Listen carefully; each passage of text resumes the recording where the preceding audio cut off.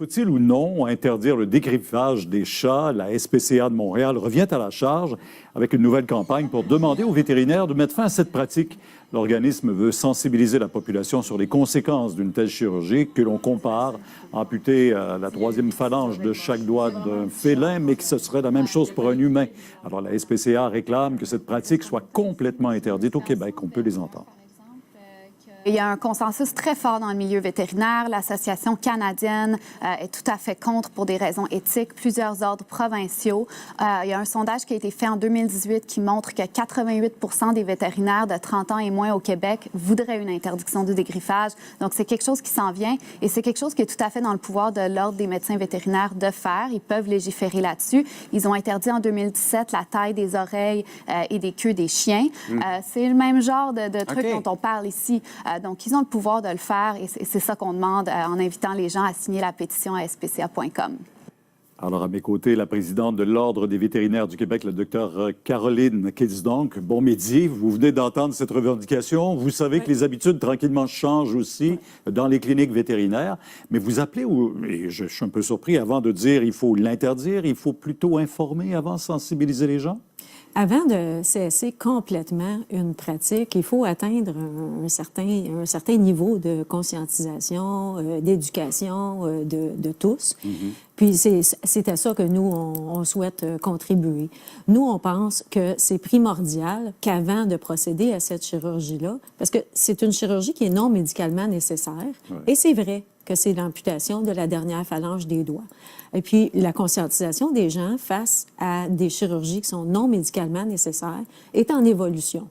Il y a encore beaucoup de gens, par contre, qui demandent cette chirurgie-là à leurs médecins vétérinaires. Nous, ce qu'on veut, c'est que les médecins vétérinaires fassent très fortement la promotion des alternatives pour faire évoluer la perception Il y a des gens. conséquences, parce qu'il y a des conséquences aussi à l'amputation de cette phalange. Il y a des conséquences. Comme toute chirurgie, il y a premièrement un risque de complications et il y a des possibles séquelles à plus long terme aussi à toute chirurgie. Ceci étant dit, il ne faut pas les dramatiser, ces conséquences-là. Les évidences scientifiques ne sont pas aussi concluantes que ce qu'on dit. Alors, tu sais, je ne voudrais pas que les gens qui ont fait décrimer leur chat par le passé là, commencent à se sentir coupables et penser qu'ils ont... Mais c'est comme toute chose. C'est comme toute chose aussi. Oui, l'évolution se fait et on le soulignait justement avec la représentante de la SPCA que les plus jeunes vétérinaires ne pratiqueront jamais cette chirurgie-là parce que ça ne fait pas partie de leur mentalité. Et même les plus jeunes qui achètent des chats n'ont pas l'intention de le faire. Mais est-ce que vous avez des alternatives à proposer? Bien sûr. Les alternatives sont premièrement de tailler régulièrement les griffes du chat. Et puis, si on lui apprend, puis qu'on lui apprend avec des petites récompenses, alors là, le chat apprend rapidement à tolérer là, cette manipulation-là.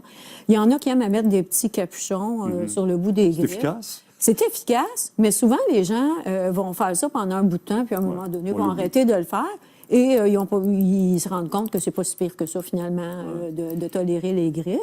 Il y a de montrer au chat à faire ses griffes, qui est un comportement normal, à un endroit spécifique, qui est un endroit qu'on accepte. D'ailleurs, même si c'est instinctif pour l'animal, parce que même si on a coupé les griffes, il y a toujours cette tendance à vouloir un peu les aiguiser. Puis c'est une des raisons, d'ailleurs, de ne pas faire la promotion de cette chirurgie-là comme étant une chirurgie de routine, comme c'était il y a quelques décennies, que c'est un comportement normal pour l'espèce.